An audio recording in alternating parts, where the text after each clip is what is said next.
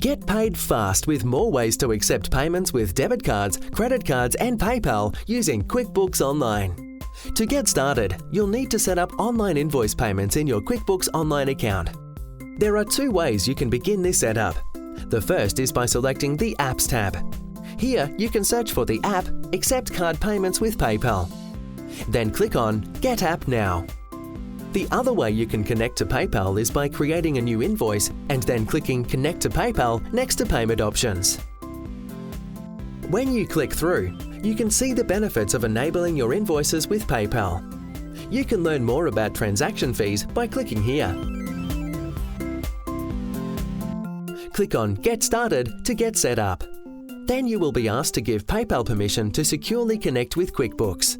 Click Grant Permission to confirm you understand and agree to the terms and conditions. Next, you need to log in or set up a PayPal business account. To set up an account, simply follow the required steps. To connect your PayPal account to QuickBooks Online, read through the permissions and confirm by clicking Agree and Connect. An email will have been sent for confirmation to activate your account. Once you have verified your email address, click Got It.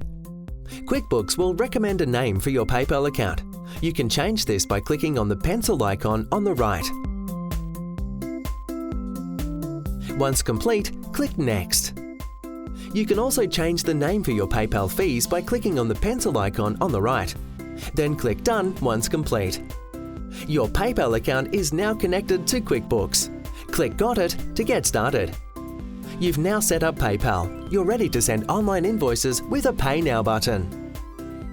You can now accept card payments and PayPal, which is pre-checked in your payment options. Now, when you email an invoice, customers can now pay directly with PayPal. And that's it. You can get paid fast with more ways to accept payments with PayPal and QuickBooks Online. Now, get started.